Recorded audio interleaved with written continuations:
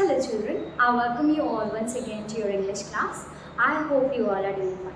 Children, for today's English lesson, we are going to start a fresh chapter, a poem indeed, from your Honeysuckle book, and this poem is on page number 82. In our previous video lesson, we have already finished the prose part of this unit, and now we will continue with this poem written by Mary O'Neill. Okay children, so before moving ahead, I would like to introduce you to the topic that we are going to learn. Now children, you know that man is a gifted animal, right? We have the ability to speak and write and communicate through languages, right? In fact, whatever I am teaching you, this language, English language, is also a means of communicating our thoughts, to express ourselves in words. Okay children, so in this chapter we will see what is the perspective, what is the view of the poet regarding what? Regarding languages and our expression of thoughts. Okay, so let's get started. The wonderful words. Yes, this is our chapter, the wonderful words. Yes, if it's visible to you, obviously, we can just pen it again. So the wonderful words.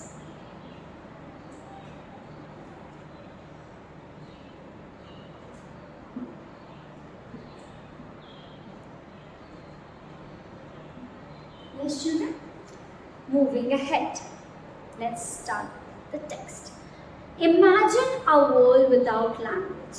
Yes, you know already there is a world without language. The animals, right?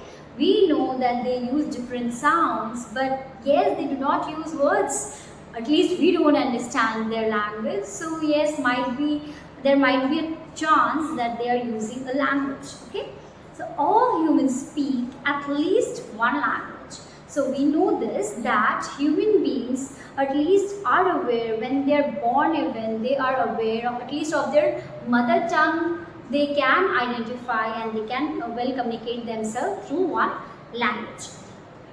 Now the words we speak bring out our thoughts. Read the following poem on words. Yes. Never let a thought shrivel and die. So children, yes, we will be doing our vocabulary. In fact, we will be learning some new words. Now the first word we have is shrivel. So before moving ahead with the explanation, do you know what does this word mean, shrivel? Yes, it means to shrink. Okay, when something shrinks, it decreases in size. Okay. To shrink, to wither, okay, it becomes dry, it becomes worn out, to wither, like the plants wither, right? The plants wither or shrink when they are dry in loss of or in absence of moisture. Yes, so now we see that never let a thought shrivel and die.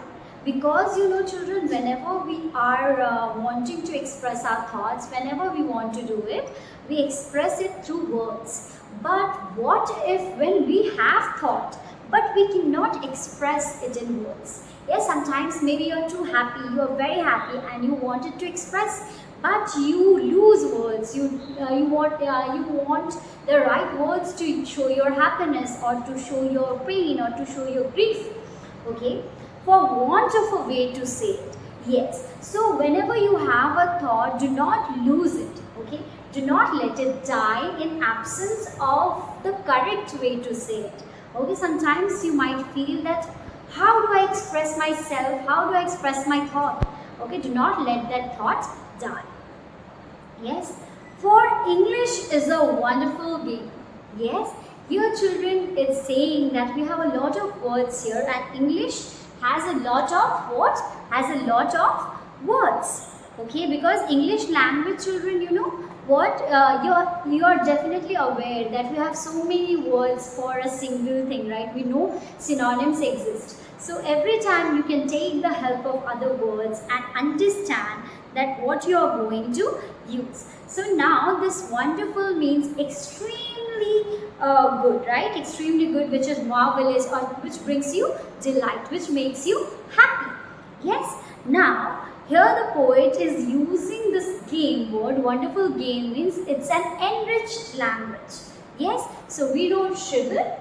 Yes, now we are going to write the meaning of wonderful. So from here we can see we got some words. So number 1 was this, number 2 is like wonderful. Okay, wonderful means what? Wonderful means marvelous. Marvelous is extraordinarily good, extremely good. Yes, extremely good.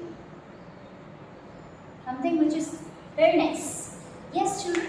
Now number 3, we have game. Yes.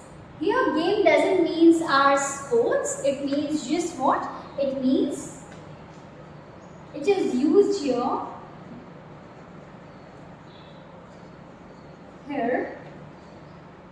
for enriched language.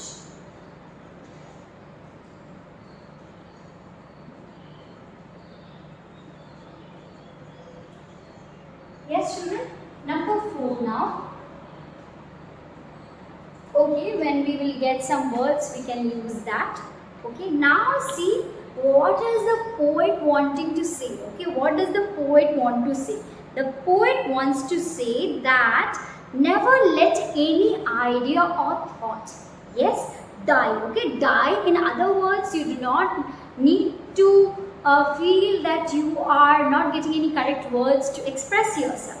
Yes, always, because you know that English language has so many words to be used with it. We can express it by using any word. Yes.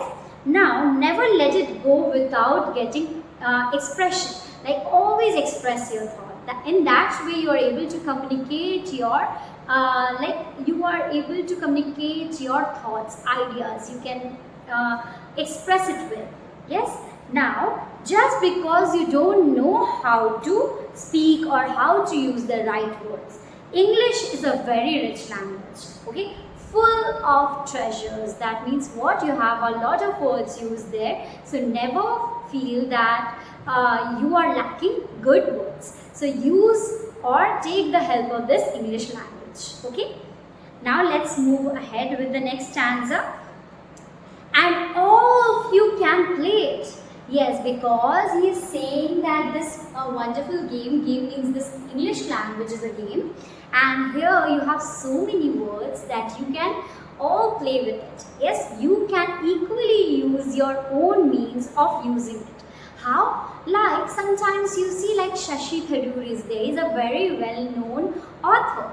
Yes, if you have seen his because he means he keeps on posting on Twitter, he is very active, so you might have seen he is so like good with words, right? He's so good with vocabulary. Sometimes his words are really extraordinary, no common man can use it, but he uses it because he knows it, and you can choose to use the words which suits your need, okay, suits to establish your thought.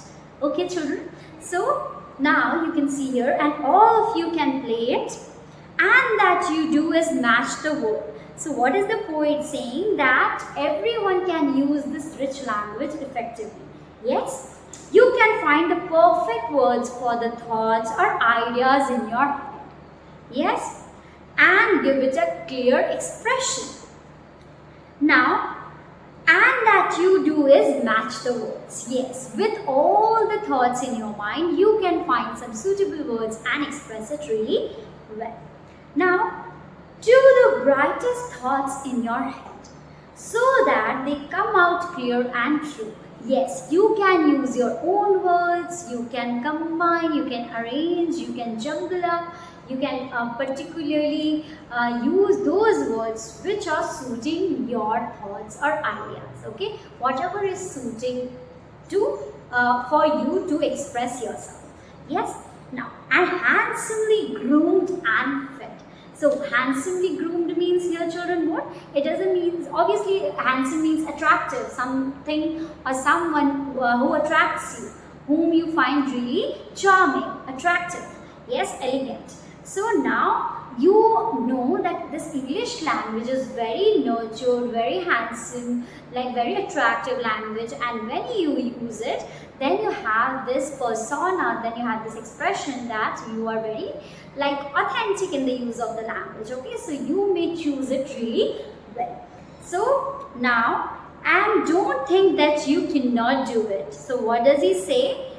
For many of the loveliest things have never yet been said. So you know, children, poets use and play with words from English language to express themselves really well. We know this, right, children?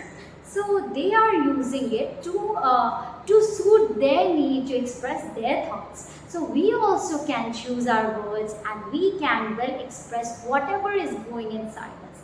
Even when we find beauty in the nature, even when we are in grief, even when we are in pain, we need to express it and we have to use the words effectively, okay, from the English language. Okay, so now see, there are yet many good things, the most beautiful ones, which have not been clearly said and done just because of lack of nurturing. Yes, why are they not being used today? Because they are lacking nurturing. You need to use it. You need to polish it. Yes, children. You see, we have to take care of plants even. We have to nurture them. We have to feed them water. We have to give them food, their manures, proper nutrition. Then only they grow well, right? So this language, whichever language you are using, here we are talking about the English language. So whichever language you are using, you need to polish the skill. You need to understand the words. You have to use it effectively. Yes. Now, you see, lack of words and knowledge. The poet is laying stress on learning a language correctly. So for that, I am here with you because I am teaching you the language. So children, you should know that whenever the poet is telling us that we need to nurture this, he is asking us to learn the language correctly. Now children, any information which is half or which is not clear or even like half knowledge is dangerous. You might have heard it, right? So even when you don't have the correct knowledge of the language, then we misuse it, then we don't know the correct way to use it. So the poet is stressing on the fact that we need to learn a language effectively. Whenever you are learning a language, please do it effectively because it will help you to communicate better. Yes, children? Now, words. See, we are moving ahead with this one. We have finished the first paragraph. We had like almost 10 lines there. Yes? Yes, 10 lines. Words are the food and dress of thoughts. Yes, what do food do? Food gives us nutrition, right? It gives us the necessary power, strength. Yes? And it's the dress of thought. How? Because we are arranging, we are making it look attractive. Our thoughts are in our head, right? We need clear good words to express it. So when you express your words, so you have to be very articulate, you have to be very ornamental. You have to decorate your thoughts and then those words is your decoration. Yes, will help you understand what? Which will help you understand this communicating skill. They give it its body and swing. Yes. So children, what? Yes. Because the words, when you see children, thoughts are, I told you, they are in our head. We cannot see each other thoughts. But how do we know about what is the other person thinking or what is the other person's opinion or ideas on a matter? How do we know it? We know it because, yes, we know it because that person is expressing it in a language with the use of good words. Yes. They give it its body and swing, and everyone's longing today to hear some fresh and beautiful thing. Yes, children. See, I have my own perception. Perception is the way you look at things, right? If I am in nature, I may have my own way to look at things, but you may have some other perspective, that other vision that you might have at looking things, right? When you're looking at things, you might have different vision. So how would I know your vision? It would be through words only. Yes. Now, let's move ahead. But only words can free a thought. Yes, because you see, the poet is saying that those words, okay, those thoughts are captivated. They are kept in our mind. It has to come out, and the words will help us to help the thought to escape, to become a free thought. Yes, it's in our head, it's captivated, that means it's imprisoned. You can compare it like that. That our thoughts in our head, it's locked. Yes, how are we going to free it? We are going to use the language, and we are going to communicate it through good words. Yes.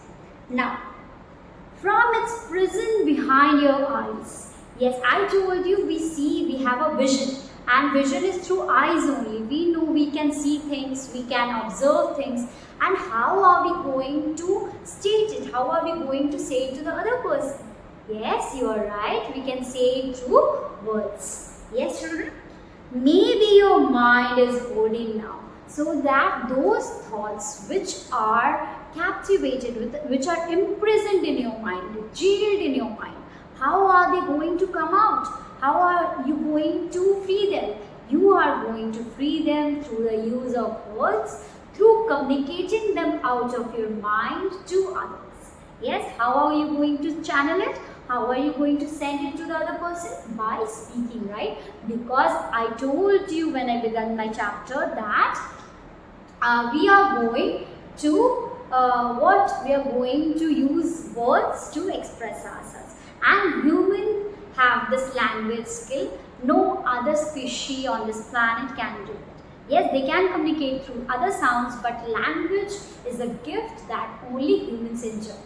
Yes, a marvelous new surprise. So yes, your idea would be what? Would be a treasure in this world, because you have made it come out through your words, and now it's a part of the world. You have expressed it well, and that has become like what? A treasure. It has become a new surprise, and marvelous means what? Extremely good. So we have learned here. Now this is written by Mary Onu. Children, I hope you understood this chapter, because yes, this is interesting.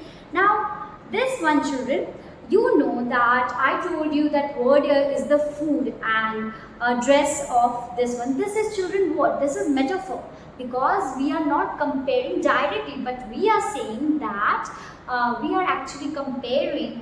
We are saying that words is like what? This is implicit comparison. So in I think you remember that we have learned about simile. In simile, what did we learn? That there is a direct comparison with the use of word as and like. Right? Now in this one, in metaphors, we know that there is indirect comparison. So children, we are not going to write it right now. So you should know this is also one literary device, metaphor. You might have heard it before. So metaphor, children, is a literary device where implicit comparison is done.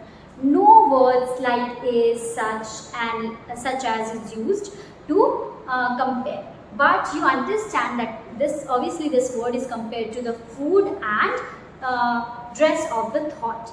So it's obviously comparison is being done. So whenever comparison is done, not like you cannot see it, it is not visible. So those comparisons are termed as metaphor. Like if I said, like he is the lion of the house, that means he is brave. Yes, I meant this only. I did not mean that he has become a lion, right? So this way we understood that how we are going to compare.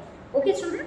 Now you see all the loveliest thing, children. We use language to express our thoughts. And in this chapter, we have learned how the poet wants us to learn the language and understand. Words alone can earn them praise, right? How this thought, how can we express and how do we gain appreciation for it? How do we gain praise? Praise means shabashi for your thought. You have to express it. And how do you express it? By the use of words. So it is a must to learn and protect our language. So children, it's not just about English language I'm talking even about our native languages. We should not lose our command over our native language or regional language we learn. Okay, so we must cherish it, we must protect it. So how do we do it? We use it extensively. We use it, we master the skill, we master the language. So we do not lose the hold on these languages. Okay children, I hope you understood this well. We are going to do the meanings and question answers. Obviously I made you write these three, and you can continue other meanings in your next day. Okay, in the next video lesson.